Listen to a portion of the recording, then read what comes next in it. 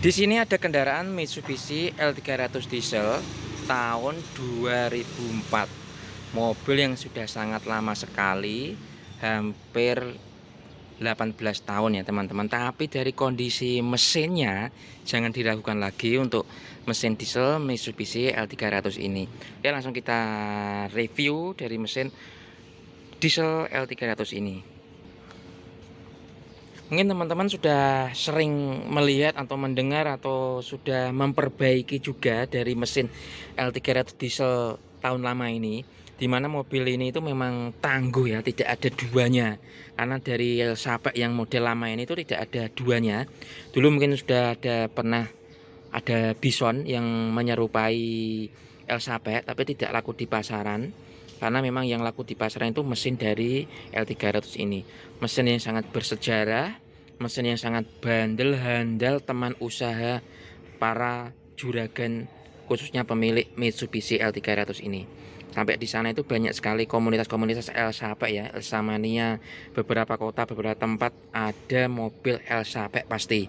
Karena memang dari mesin 2500 cc ini yang masih menggunakan bospom tipe konvensional, tipe rotari seperti ini, itu minum biosolar, minum apapun tidak ada kendala, tidak ada berebet, temperatur pun masih aman, tidak ada kendala, sampai olinya dokoprot juga tidak ada penyebab mesin ini trouble, karena memang bandel dan tiada duanya.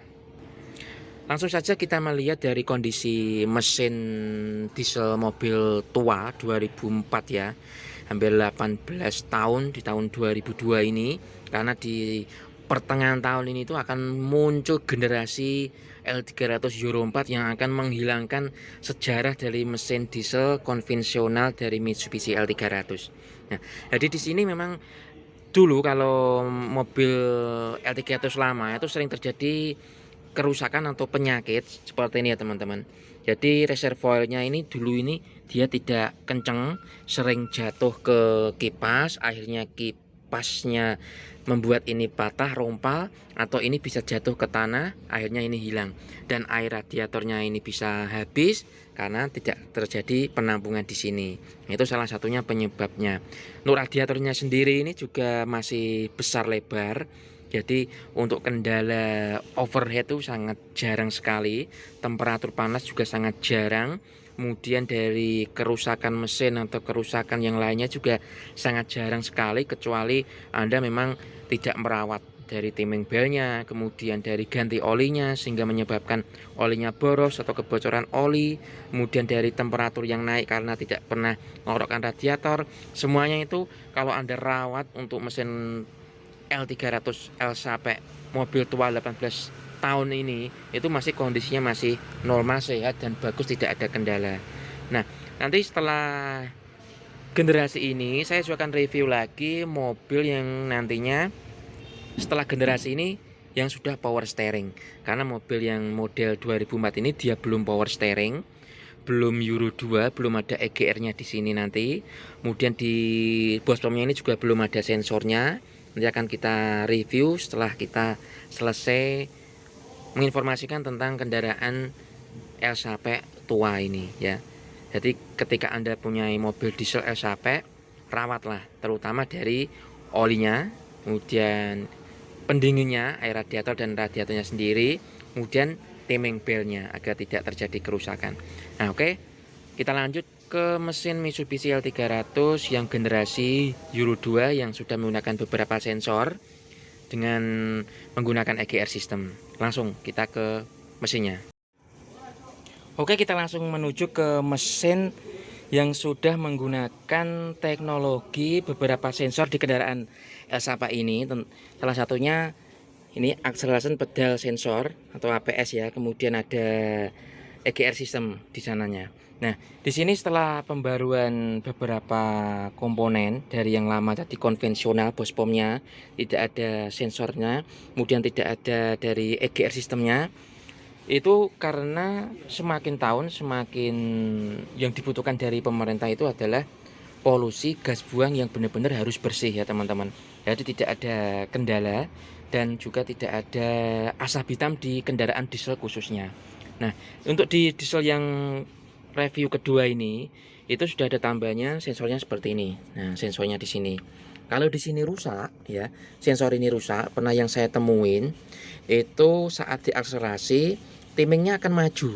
Akhirnya nanti ketika timing maju itu suara mesinnya akan kenokeng, kemplatak ya. Kemplatak bukan dari shaker atau pistonnya atau klepnya yang rusak, tapi dari pengapian atau timing injeksi secara di dalam internal sensor ini itu terlalu maju sehingga mengakibatkan timingnya di bospom maju, dan saat injeksinya itu menjadi injektornya lebih cepat, akhirnya waktu diakselerasi muncul suara knocking. Jadi suaranya sangat kemplatak ya saat akselerasi kran gitu. Padahal di timingnya ini itu masih dalam kondisi standar. Nah, salah satunya untuk merbaikinya ketika terjadi ini rusak, ini tidak dioperasikan, tidak difungsikan karena di L300 yang model ini tidak ada check engine-nya. Jadi meskipun ini itu rusak, masih bisa normal teman-teman. Pernah saya temui seperti itu, tidak difungsikan tapi mobilnya tetap bisa lari dengan enak, tidak ada kendala, tenaganya pun masih rosok ketika dibuat jalan tanjakan dan bermuatan. Nah, di sini kita lihat dari generasi yang saya review yang kedua ini ya. Jadi untuk mesinnya perbedaannya salah satunya di sensor ini, kemudian di EGR ini teman-teman. Nah, di sini tuh ada EGR system, di mana EGR system itu fungsinya adalah untuk membuat gas buang yang ke knalpot sebagian dialirkan lagi ke ruang bakar, yang nantinya di ruang bakar itu dibakar lagi, diinjeksinya lagi, sehingga benar-benar gas yang buang keluar ke knalpot itu benar-benar bersih. Nah, yang di mesin tadi itu tidak ada katalik konverternya, namun di kendaraan ini sudah ada katalik converternya. Oke, kita langsung lihat.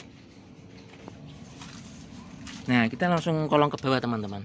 Nah, di sini ini adalah katalik converter ya. Dia fungsinya untuk gas buang yang jelaga-jelaga warna hitam. Dia akan disimpan di sini. Kemudian setelah disimpan di sini karena ini panas, jelaga hitam itu akan dibakar secara otomatis. Sehingga nantinya yang benar-benar keluar ini tidak ada jelaga hitam atau gas buang yang warnanya hitam lagi ya, seperti itu. Untuk kendaraan yang tadi belum power steering, tapi untuk kendaraan yang satu ini dia sudah power steering teman-teman. Kita lihat di sini ada tambahan pompa power steeringnya. Yang tadinya fan belnya hanya 2 untuk penggerak alternator dinamo ampere. Sekarang ada tambahan lagi, ada power steeringnya ya. Untuk yang mobil 2004 yang kuno tadi nggak ada power steeringnya, tapi yang model lama ini ada power steeringnya. Kita lihat di sini untuk radiatornya sendiri ya. Radiator itu masih seperti Alsapa yang zaman kuno ya, tadi yang 2004 tadi ya. Itu masih besar dari tembaga seperti ini. Nanti akan kita lihat perbedaannya di kendaraan yang model sekarang sebelum Euro 4 ya. Terlihat dari kondisi seperti ini, mobil ini pun tidak ada kendala sama sekali ya teman-teman. Dari temperatur panas, kemudian dari kerusakan-kerusakan yang lain. Paling yang rusak itu paling rebesan-rebesan dari cover, kemudian dari timing belt yang ganti setiap 100.000 km. Kemudian dari pompa power steering ini biasanya dari seal input ini pompanya bocor, atau dari seal gearbox yang ada di sini bocor. Paling seperti itu. Kemudian dari radiatornya sendiri juga tidak ada kendala temperatur panas, dan hanya perlu perawatan ganti air radiator, korek radiator, hanya seperti itu sehingga nantinya mesin adem lagi. Nah, yang berbeda lagi tadi untuk yang sebelah kiri ini, itu kan tadi tempat untuk radiator, reservoir radiator. Dia dipindah dan di sini ditempatin sama reservoir untuk minyak power steering. Nah, untuk pindah dari reservoir radiatornya agar tidak keluhan tadi dia sering jatuh ke bawah dan kena kipas, dia dipindah di sini teman-teman, di bawah jok. Nah, jadi aman, tidak akan jatuh. Tapi cara pemeriksaannya bagi para driver biasanya itu kesulitan karena harus buka jok dua-duanya, yang sebelah kiri maupun yang sebelah kanan seperti ini. Tapi lebih aman, lebih safety, tidak jatuh seperti sampai pada yang model terdahulu. Oke ya, ini sudah kita review untuk kendaraan seperti ini. Oh ya, tadi kan kita lihat bahwa ada katalik converter di knalpotnya. Kita langsung kembali lagi ke mobil yang lama tadi. Adakah atau tidak untuk katalik converternya? Oke, kita lihat di kendaraan yang model kuno, model lama tadi di sini ya, teman-teman. Nah, di sini itu dari exhaust manifold langsung ke gendongan ini tidak ada catalytic converternya ya, terlihat ya. Nah, itulah perbedaannya yang sudah menggunakan EGR sistem Euro 2. Nah, ini adalah generasi yang ketiga yang akan saya informasikan, yang ketiga. Jadi ini untuk El Sape yang model sudah menggunakan sama seperti tadi, cuma perbedaannya itu ada di radiatornya. Nah, di sini teman-teman ya, terlihat ya. Tadinya model pertama 2004 dia besar, kemudian yang saya video yang kedua juga dia besar, kemudian yang generasi ketiga sebelum Euro 4 rubah mesinnya menjadi common rail, dia seperti ini teman-teman, kecil radiatornya. Nah, sebelum kita bahas ke radiator, kita bahas seperti tadi. Mobil ini sudah power steering tentunya, sudah menggunakan EGR sama tadi seperti yang sudah saya jelaskan tadi. Kemudian di sini juga ada reservoirnya di bawah ya, sudah power steering, sudah EGR system. Di bospomnya juga sudah ada sensornya, nanti akan kita lihat. Di sini juga ada catalytic converternya di sini teman-teman. Nah, di sini ya, ini catalytic converternya. Sebelum masuk ke gendongan belakang sini ya, dia ada catalytic converternya. Oke, langsung kita lihat kondisi dari bospomnya. Oke, kita langsung masuk ke kondisi atau lihat dari bospomnya sendiri. Nah, dimana untuk bospomnya sendiri itu hampir sama yang model yang saya jelaskan, yang mobil kedua tadi. Ada sensornya juga, ada beberapa sensor. Nah, ini yang terbaru lagi itu di sini ada glow plug, kemudian ada starter relay, kemudian ada sensor ini ya, kemudian ada lagi yang sensor RPM, kemudian sensor dari yang di belakang sini itu ada namanya di kontrol ECU ya. Jadi untuk El Sape yang model ini sudah ada ECU-nya, dan ECU-nya itu ada di sini teman-teman. Nah, ini kotakan seperti ini ya. Nah, ini itu untuk mengontrol terutama dari glow plug-nya dan dari bospomnya. Tapi yang bospomnya tidak begitu berpengaruh karena jarang terjadi kerusakan di sensor bospom. Kebanyakan itu hanya di sini tadi yang sudah saya jelaskan tadi ya teman-teman. Kebanyakan itu kerusakannya ada di glow plug-nya. Jadi meskipun sudah diganti glow plug dengan keluhan motor starter tidak kuat ketika pagi, engine tidak bisa hidup dengan normal saat pagi, glow plug-nya pun sudah diganti, tapi masih ada kendala tidak kuat starter saat pagi ya, tidak bisa hidup maksudnya. Nah, itu karena ada jalur positif yang ke glow plug ini itu kosong, alias tidak ada tegangan ketika kontak on. Nah, itu kerusakannya ada di sistem dari tadi ECU-nya di sini sendiri ya teman-teman. Nah, memperbaikinya pun ada cara-cara khusus, tidak diganti dari ECU-nya tapi diakal bagaimana caranya, yang penting glow plug-nya itu bisa on saat starter pagi, dan ketika mesin hidup dia akan mati. Itu ada caranya sendiri. Jadi untuk perawatan yang El Sape model lama ini itu sangat mudah sekali ya, tidak ada kendala lah, kita bisa tangani semua. Nah, selain dari masalah glow plug tadi yang dari ECU-nya untuk kendaraan L300 yang model terakhir ini sebelum nantinya sudah tergantikan dengan L300 Euro 4. Nah, salah satunya itu ini radiatornya teman-teman. Jadi temperaturnya panas ketika dibuat jalannya itu seperti ini. Jadi ketika mungkin di jalan yang lapang atau di jalan tol, dia jalannya 90 atau 100, tapi 100-nya itu dalam jangka jarak yang lama. Jadi 100 dipetel seperti itu ya, istilahnya itu dipetel 100 terus sampai berapa kilometer itu 100, nggak pernah dilongi gasnya, nggak pernah diturunkan RPM-nya. Nah, jadi ketika terjadi seperti itu di temperatur sini itu pasti akan langsung jeglek naik, langsung sut naik ke atas ya. Nah, setelah didinginkan, mobil dipelankan, dibuat jalan standar 60, 50, 70, temperaturnya akan turun lagi. Itu sering dan banyak terjadi di kendaraan L300. Terutama mungkin yang sudah pernah mengalami, pemilik L300 atau driver L300 pernah mengalami seperti itu ya. Nah, ada yang bilang itu radiatornya ini pipih, kecil, tidak kuat. Karena yang dulunya tadi yang sudah saya review ada 2 kendaraan tadi sama-sama generasi L300. Ini dari dari tembaga yang besar, namun ini yang baru itu dari plastik kecil ya. Nah, ini juga untuk kisi-kisinya sendiri itu juga sangat kecil sekali sehingga kemungkinan ini tidak kuat.